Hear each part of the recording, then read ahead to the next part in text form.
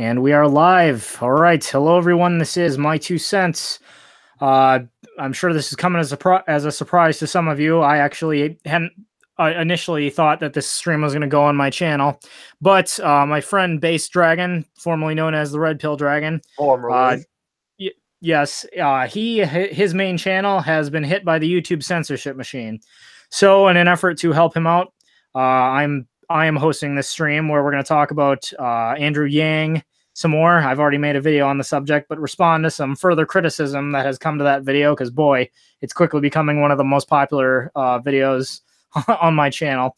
And Base Dragon has had some interaction with Yang Gang folks as well, so we wanted to talk about the matter a little bit more. But quick, I will give Base Dragon an opportunity to introduce himself for those of you who may not be familiar with him. It's been a while since he and I have done a stream. So, guys, I'm Base Dragon. My two cents, formerly the Red Pill Dragon. My channel was called the Red Pill Dragon before. That one probably had about 9,000 subscribers, and that was banned a couple weeks ago. So now I'm on my backup channel, Base Dragon, which has about 200 subscribers. Yes, and I have left the link to that in the description for those who wish to help him out and subscribe. Censorship is really getting out of hand these days. It really is. Oh, definitely. Talked about that on my weekly stream quite a bit recently, especially with people like Mark Zuckerberg now calling for the government to take a more active role in social media. But, well, let's not get down that rabbit hole because we'll never stop talking. We could talk about that the whole stream. Yeah, let's get to the topic at hand here. All right. So anyways, for those of you who have followed my channel for a while, you'll know that a couple weeks ago, I made a video called Why Andrew Yang's Economics Fail. And previously I've made several videos about the topic of universal basic income, or UBI. I didn't actually initially plan to respond to Andrew Yang because I'd already said quite a bit about the issue of UBI. I thought I'd already said all that needs to be said, but to my surprise, Yang is growing in popularity, but not just with people on the left, but with so-called conservatives and other people on the right who say that Yang's proposal actually makes a lot of sense, or even if it's not ideal, that it's better than what we've got going now. So, and boy, there have been a lot of comments. I know Base Dragon has a graphic that was sent to him that we're going to talk about, but we're going to take a while to talk about some of the criticism that my video has come under, and that Yang Gang fans have been saying in defense of Yang and his freedom dividend, as he calls it, or which is essentially a universal basic income. But anyways, Base Dragon, I will let you start off with the kinds of criticisms you've been hearing from people who favor Yang. So, guys, like My Two Cents just said, surprisingly, a lot of the people who support Andrew Yang are in fact right-wingers. This very much came to my surprise when the Yang thing first kind of took off, because, like, you know, progressives will be progressives. Progressives will be idiots. We all know that. They always are. But to see right-wingers supporting this guy, that was very much a surprise to me. To see that right-wingers will, you know, a lot of right-wingers, they, like, before they would, you know, rail against people who supported universal basic income and were for the most part, against taxation. And now all of a sudden this Yang guy comes around. He wants to raise your taxes. And he wants to push universal basic income and all these dumb progressive type things, and they're all jumping on board with it. Very strange thing to me. Okay, well, before I think one thing that is important to talk about is, again, basic economics. I think it is Thomas Sowell, who, and the author of the book Basic Economics, which I have recommended many times.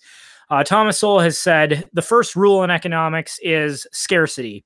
Basically, there are a limited amount of resources, therefore a limited amount of goods and services, and no matter what economic system a country has, no matter what actions a government takes, no matter what actions individuals take, there will never be enough goods and services to fully satisfy everyone all the time. That's the first rule of economics. Doesn't work. The first rule of politics is to ignore the first rule of economics. And essentially, that's why Sowell has said economists will never be as popular as politicians because politicians promise to solve our problems.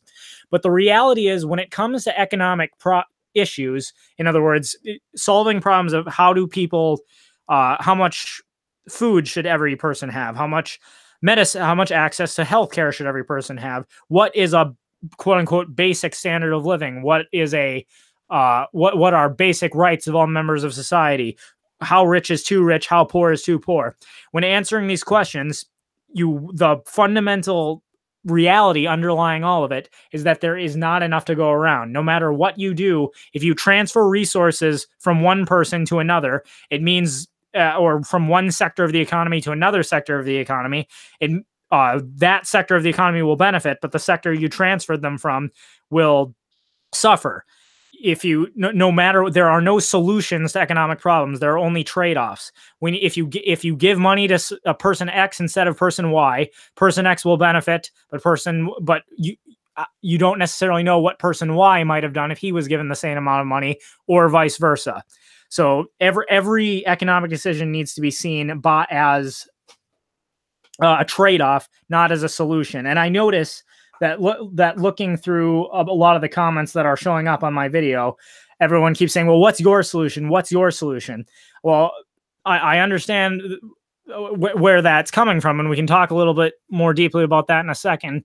But the reality is there really are no solutions to economic problems. There's only trade-offs. No matter what action is taken, it's going to mean it might improve this part of the economy, but it's going to hurt that part of the economy. So that is the underlying reality that needs to be understood when discussing this issue. It's like you said, with the economists not being as popular as politicians. Like, of course, Andrew Yang, the guy who's promising people $1,000 a month, is going to be exponentially more popular than any of the economists who are going to say that his policy doesn't work. Yeah, exactly. People are always willing to listen, and I keep quoting Sol just because he's such a genius in this regard. But he also, this isn't a direct quote, I'm paraphrasing, but he says politicians know that there will always be more renters than there are landlords, and always more people who don't understand economics than people that do. And therefore, bad economic policies are typically useful for gaining votes, even if the politicians themselves know the policies don't really work. Unbelievable. Well, actually, not really unbelievable. They've been doing this for a while. Definitely. All right. So, do you want to pull up the graphic here? Sure. If you have it, I actually don't have it open. If you can screen share it, that'd be great. The screen. Yep, that's fine. Give me a second here.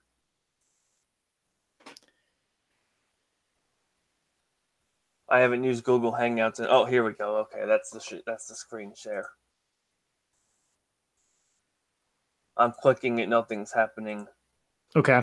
Did you click on if you hit the green screen share button, click on the screen itself, and then the button. Click on the screen itself, and then the share button should highlight. See, I just started there, but click on the screen itself, and then when you hit the green button, you should see something that says your entire screen and a little picture of your screen below. Click on the picture of the screen, and then the share button it should start. It's not really doing that. I don't know why. Okay. All right. I've never seen it do that before. I've never had trouble using the screen share feature before. All right. It recently changed. Let me see if I can get it up here.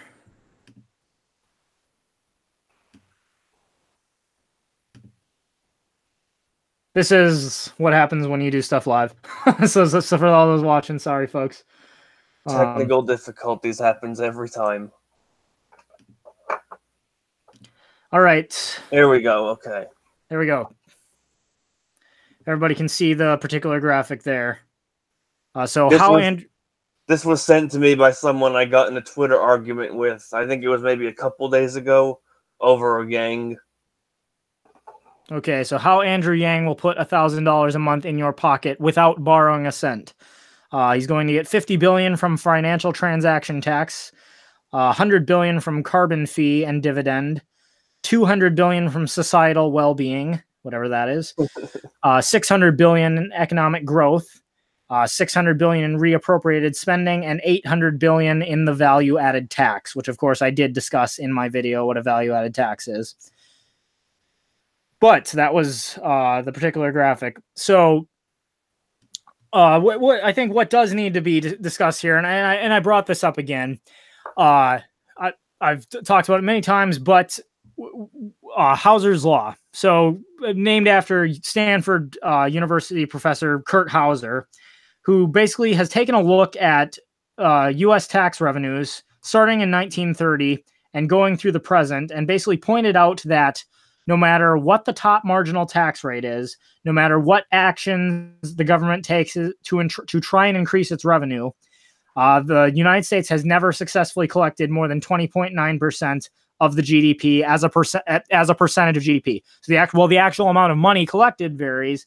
As a percentage of GDP, it stays relatively the same. And over the past 80 years or so, it's really averaged at about 16.5% of the gross domestic product. Now, Andrew Yang claims that he can overcome this, specifically in his interview with Joe Rogan, which I responded to. And then this past weekend on the Ben Shapiro show, he reiterated it, talked about adding a value-added tax. So, which is essentially an elaborate sales tax that charges an additional percentage on every transaction, but not just end user consumer transactions between businesses, transactions between producers. So, and Yang claims, as showed in that graphic, that should add at least an additional $800 billion in revenue. Now, what I will say about value-added tax is that it is a bit more sneaky, I guess. I don't know how else to put it, in that, especially for the individual consumers, it's not as easy to notice, because if you go to the store and buy a $1 candy bar and you have to pay a 10% tax, obviously 10%, that's not going to freak you out when you see that. Exactly. It seems like nothing. But when you're a large corporation buying, a giant purchase for $100,000, suddenly that 10% is a bit more significant. And the bottom line is there's a limited amount of goods and services in the economy. No matter what, people are bidding for a limited amount of goods and services. The value-added tax, therefore, makes things more expensive. And by the laws of supply and demand, the more expensive something is, the less people are going to demand it. So, while it might be more sneaky, the money has to come from somewhere. And I see no reason to think... It's not really there for him. Exactly. I see no reason to think that that ever since 1930, the one mistake the government has been making is that we just haven't had a value-added tax. If they'd just done that, we'd have collected way more revenue, and we'd have surpassed the 20% of GDP mark. Again, I could be if Yang is elected and this actually happens and I'm proven wrong, I will be happy to stand up and say I was wrong. But I'd say hold on a second now before we move on. So with Hauser's law, what's the current U.S. GDP right now? I knew it at one time. I forgot it though. What is it currently right now? Isn't it approximately $20 trillion? Okay. So under optimal conditions, the U.S. government could at most feasibly hope to collect $4 trillion in taxes. And guys, so here's the thing. Yang's thing, he says it will take 2.1 trillion to fund. It's probably going to take a bit more than that, let's be honest. That's with the universal basic income. So 2.1 trillion, that's one program. That is one program, guys. And that's 10% of the GDP. At least.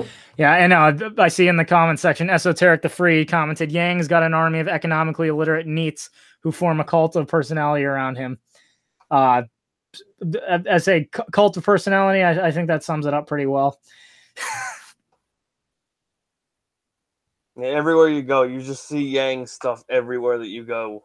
It's unavoidable. It's like a disease. But as people are forced to spend more, I mean, the pattern is the higher people's taxes get, the harder they're going to fight to they're either going to stop spending as much because of law of supply and demand as things get more expensive. All the economic growth right there, by the way. Exactly. They're going to spend less, or they're going to find ways to get out of paying their taxes. And because Yang, even in his interview, talked about how he scolded corporations like Amazon and others for not paying any federal taxes. These guys are smart. They fight so hard not to pay their taxes. Well, if they're fighting so hard not to pay it now, you really think they're going to fight less if we just add a value-added tax? Murray Rothbard, which in the paper which I cited in my video, Murray Rothbard pointed out that already in European countries that have a value-added tax, which Yang has cited, there are businesses, I guess, illicit businesses, but essentially businesses whose job is to create fake invoices for companies to help them get away with paying less in taxes. And those businesses that are willing to cheat like this end up doing better in the market because they're able to hang on to more of their money and therefore can grow their business, unlike other businesses that play it fair. So it just, if I'm getting tongue twisted here because I'm baffled that people can fall for this, but it's like saying, so everyone fights hard to not pay taxes now, but if we just institute this new tax, they'll stop and they'll just give up and pay their taxes. Really? You really think they're not going to fight hard not to pay taxes under your plan too? And you think they won't find a way to do it? Of course they will. It happens every time. Mm-hmm. And so, guys, here's the thing. Yang's idea of economic growth. Like we just said, the idea that you're gonna take more of people's money and then sort of give it back to them. The idea that that's going to drive economic growth. That's like plugging a power strip into itself and expecting free electricity. Mm-hmm. And the reason is because it's not the money that's helping people; it's the amount of goods and services available. Now, no matter, the government cannot create resources out of thin air with a pen and a paper. The government can hold guns to people's... They can pretend that fiat currency is worth anything, but we all know how that's going to end. Exactly. The government can point guns at people's heads and tell them you will do this with your money or you will do this with your resources, but they can only but they can't actually create more resources or increase the efficient or make people use their resources more efficiently.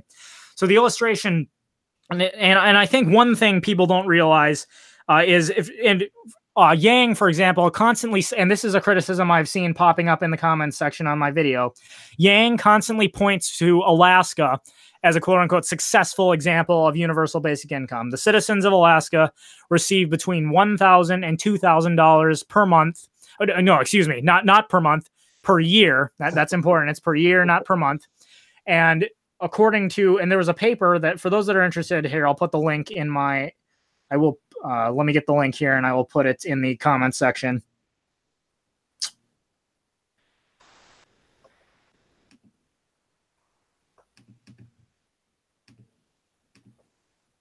All right, so I'm posting the link now.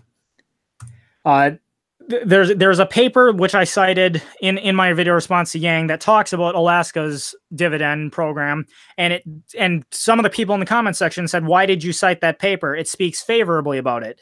It says that the people of Alaska are better off receiving this between $1,000 and $2,000 per year." What I think, but I don't think people have thought very hard about this. So so just doing the math, if you're getting $1,000 a year, that amounts to about $87 a month. If you're getting $2,000 a year, that's about $167 a month. Now, it's not hard to see that. I mean, it's nice to get a little extra cash, but it's not much though. That's not much. It's not going to have a measurable effect that can actually change people's lives. So just think about it right now. Suppose you're in a day, that's nothing. So suppose you're walking down the street and someone just offers you a $50 bill and says, "Hey, you want an extra $50? Well, I mean, who's going to say no to that? Of course you want an extra $50.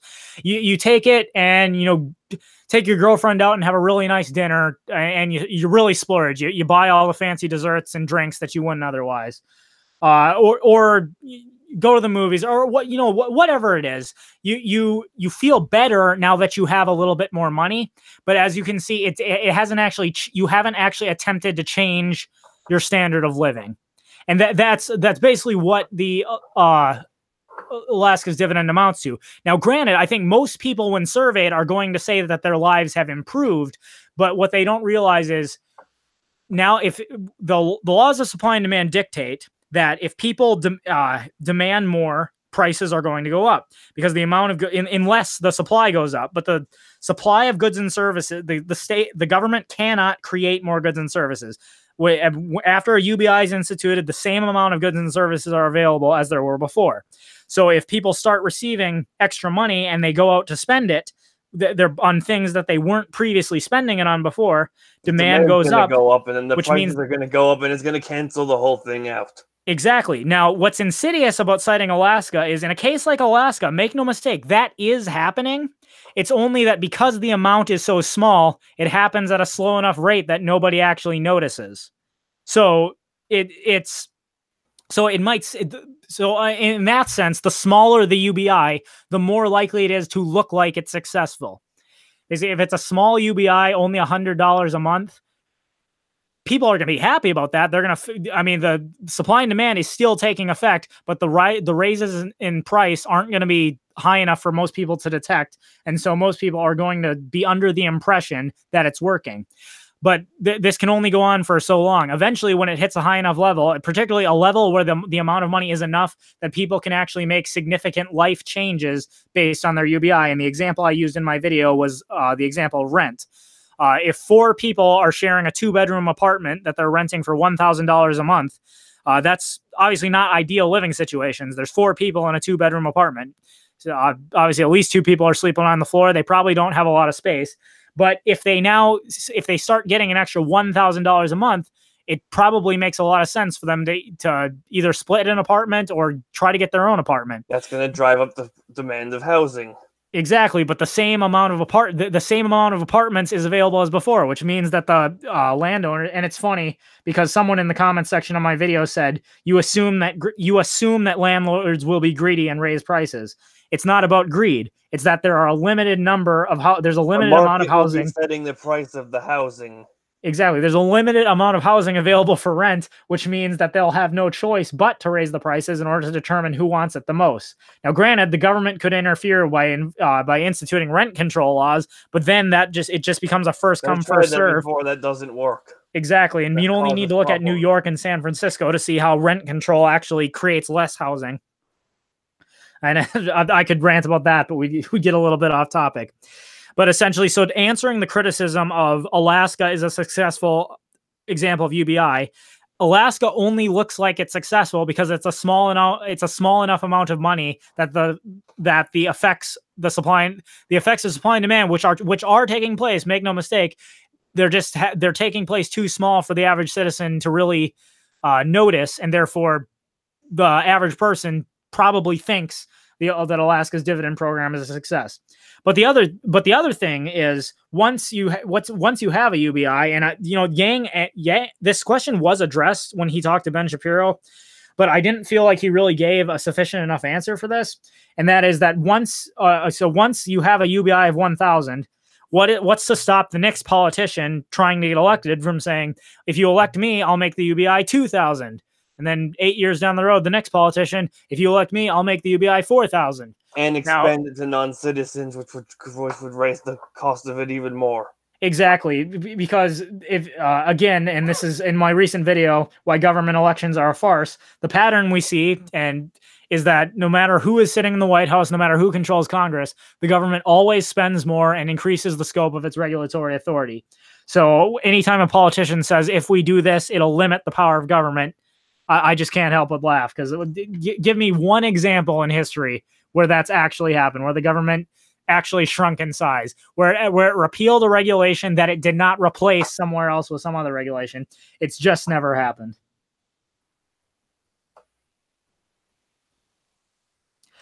All right. So with that, the final criticism I would like to address, and this is probably the one I've seen popping up the most in the comments section on my video, and that is that automation.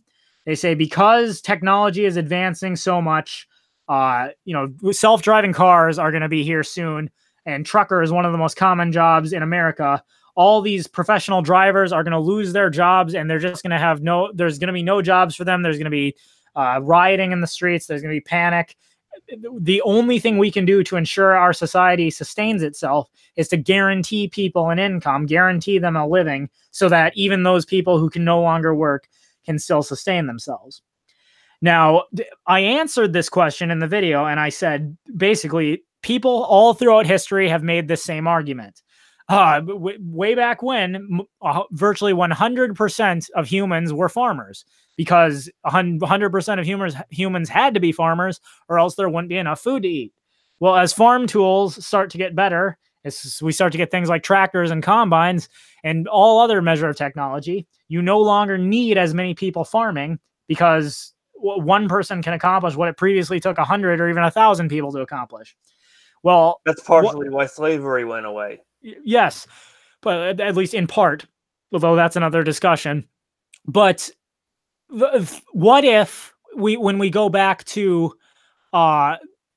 when new farm tools are being invented, what if, a farmhand had come to the person working on that tool and said, hey, stop working on that invention. Do you have any idea how many farmhands are going to lose their jobs if you create that tool? You are going to create mass starvation and economic panic.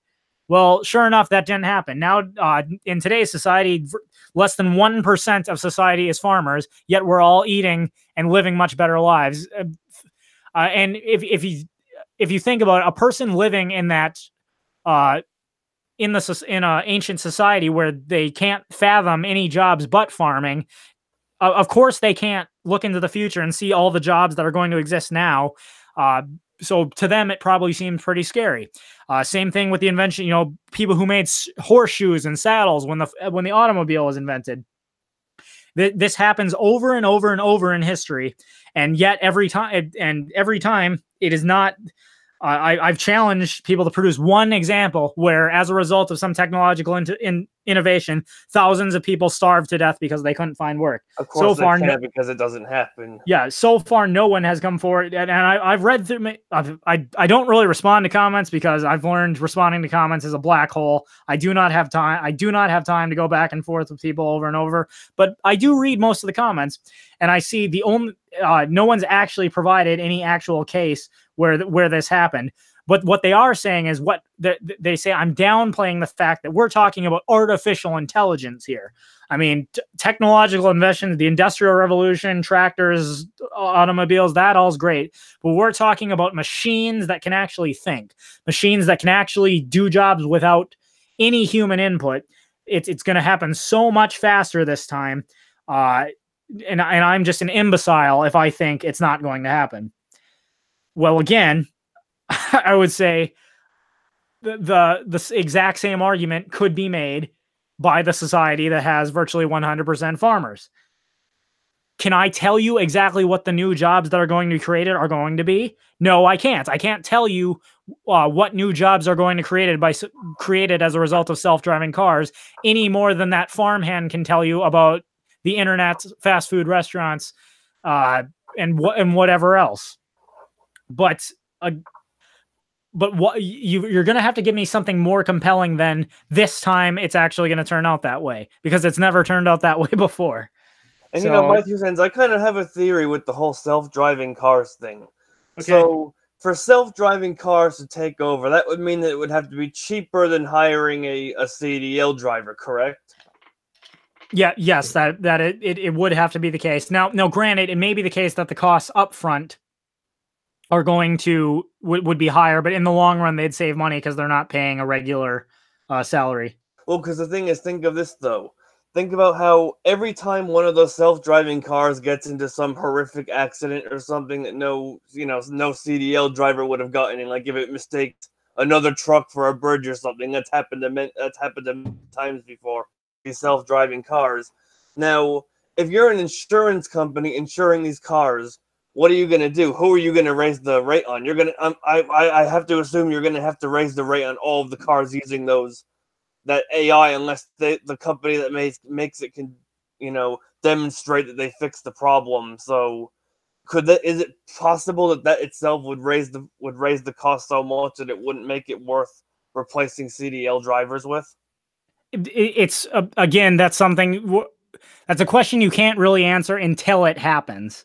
So everyone and I think history shows when people before the fact try to tell you this is exactly how it's going to happen, most of the time they end up being wrong. Now, quick, I do want to read a comment in here by Esoteric the Free. He pointed out there were political theorists documented arguing that innovation had peaked to the point where it was unsustainable to have any more with a stable economy as early as 144 before Christ. So 144 years before Christ, there were political theorists who were making this exact same argument. And here we are 2,200 years later, and everything's fine. Yeah, yes, and exactly. We're living under better standards of living than they were then by a long shot. Exactly.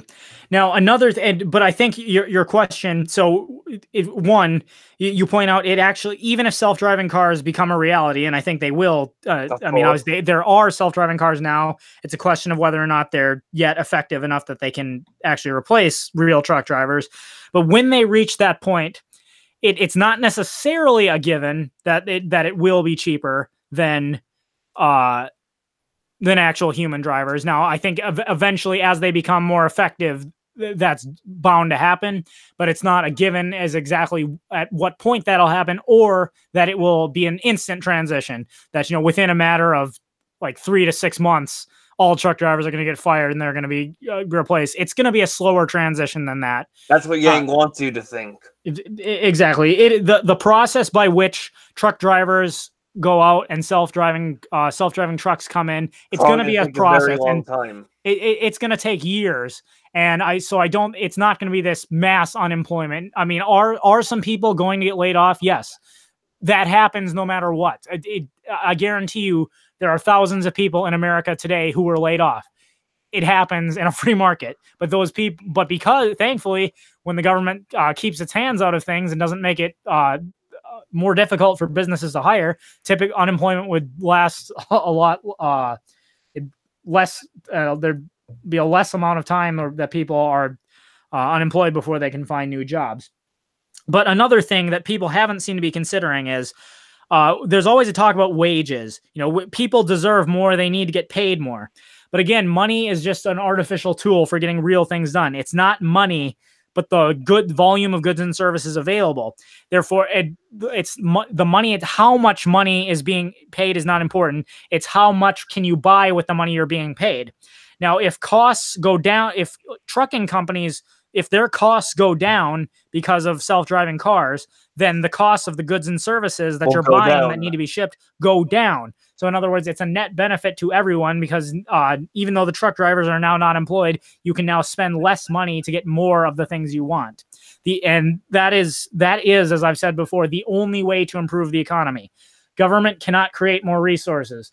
So the only way to improve the economy is to find out how to do more with less, i.e. when we can get machines to do tasks and no longer have to pay people to do those tasks, then the goods and services being produced can be sold cheaper because money is no longer more abundant and more people can afford them easily. Exactly. And then as people's time is freed up, so now there's a larger number of people who used to work as truckers who have nothing to do with their time. You really think they're just going to sit there and let themselves starve, or are they going to go looking for jobs?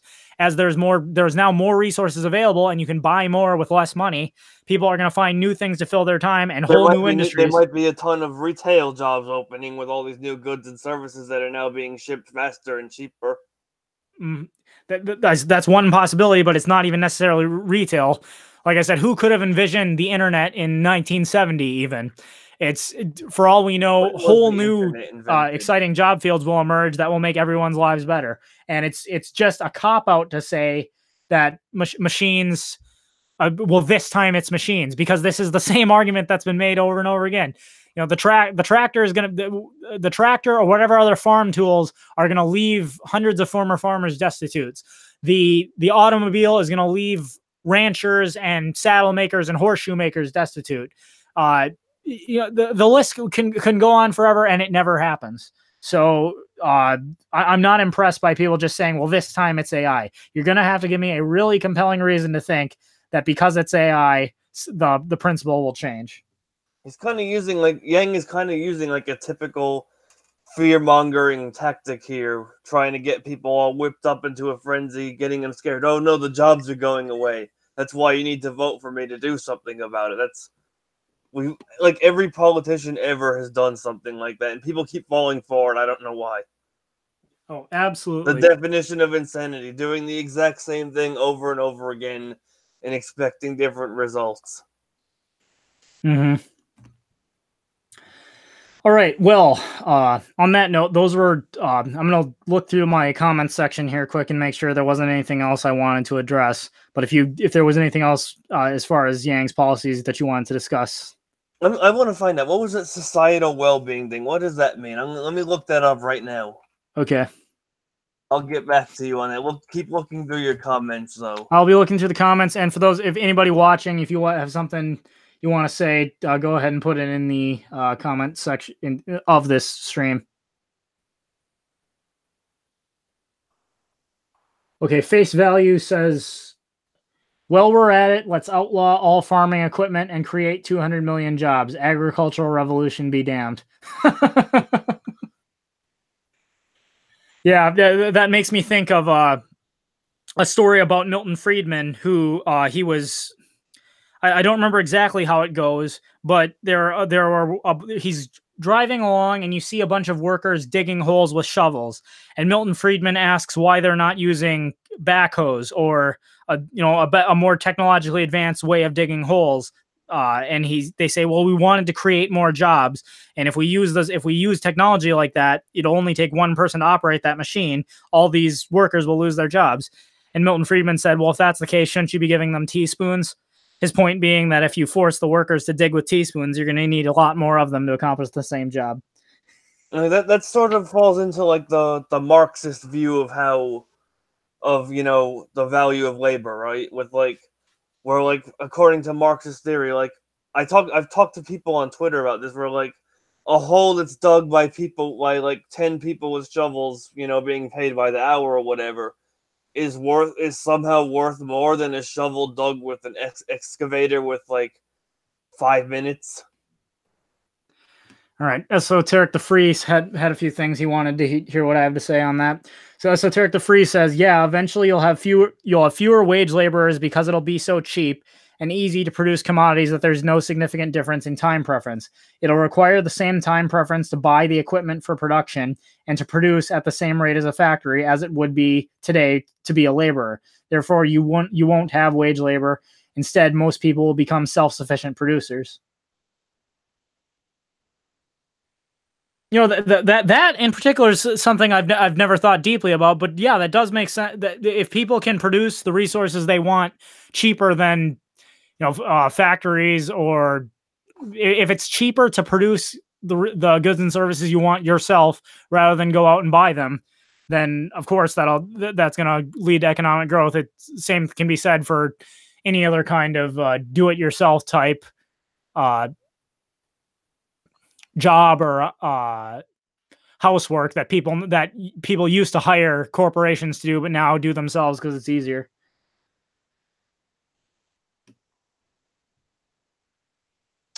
All right, I'm going to take my eyes off the chat for just a second and keep looking through my comments.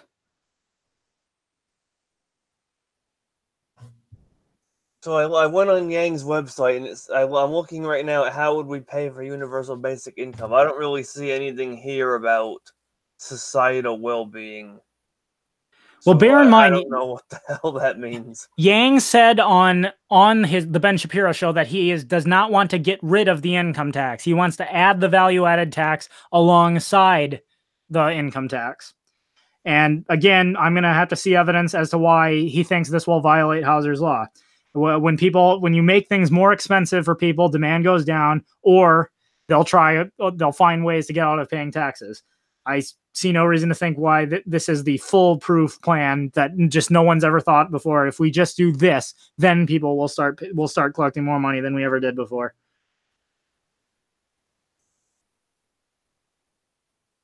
Okay, now here's a comment I'm going to read.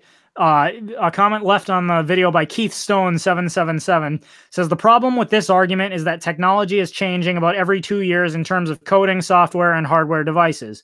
You really think we could reskill or even keep up with tech given our current state of education? 8% of the workforce is in computers. There's no way we can get 92% to have some relevant understanding of computing. Again, that assumes that you have to retrain truck drivers to work in computers, and that there isn't going to be some kind of technological innovation that will make educating them easier, or that they're necessarily even getting re-educated in a computing field.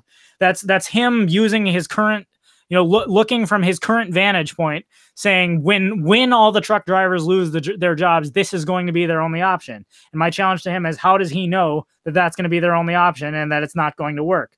The same thing could be said. Go back to the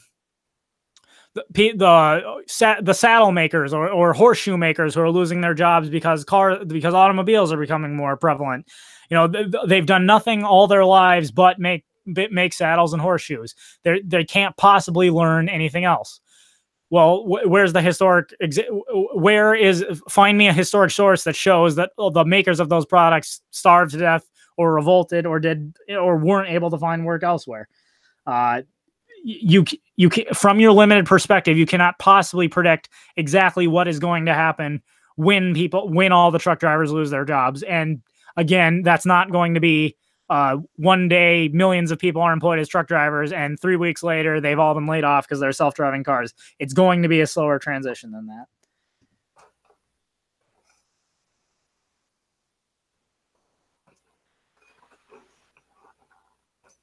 Okay, and then Esoteric said essentially the same thing there, just in another way. The argument assumes that technology is going to be anachronistically complicated to operate. That's kind of what I was trying to say. Just because it's complicated now doesn't mean it's going to be complicated in the future. Yes, learning to code is a pretty difficult prospect to most people who hear about it. How do we know that technology isn't going to change to a point where it's going to get much easier? It very well may. Like, my 2 cents with the coding thing, I'm a computer science major. Coding back in like the 70s and 80s, it was like, I'm pretty sure they might have been typing binary back then, and now there's all kinds of libraries and object-oriented programming. It's not terribly difficult now, especially compared to how it was then. So yeah, it's getting easier, and there's more people doing it, and it's better. Mm-hmm. As with every other thing that's happened here. Yeah, Esoteric the Free just said again, compare using a computer in 1970 to today. That's exactly what you just said. All right, well, almost through the comments. Now, granted, I'm under no delusion that if you're an Andrew Yang fan and you're watching this stream, I'm under no delusion. Mind's not going to be changed. Yeah, your mind might not be changed. All I would ask is this: I will say honestly, if you leave a comment, I will read it. It's unlikely I'm going to respond because I simply don't have time to go back and forth like that. If you really do want to have a debate with me, I'm going to have to ask that you use the Phone Me app, which actually charges you for the amount of messages I respond to. You might not like that, but that's the only way I can guarantee it's going to be worth my time to actually have a long back and forth with you. But if I want to see, the challenge I have is, do you have specific historical evidence of a time where technological advancement resulted in mass starvation and death for and I'm not just talking about riots here or there. I mean actual measurable strain on society because people just simply couldn't find jobs. If you can find a historical example of that, I will review it. And if you can present a clear and compelling reason to think that artificial intelligence itself is so radically different from any other technological innovation that there can't possibly be new jobs that will pop up, I'd be willing to review that. But just saying that it's different because AI is not an argument. All right, and I would remind everyone, Base Dragon, who is here on the stream with me, he had a channel with nearly 9,000 subscribers that YouTube censored. Please help him out by subscribing to his backup channel. The link is there in the description. You know what? I'll actually go ahead. If you want, go ahead and post it in the chat right now. Okay.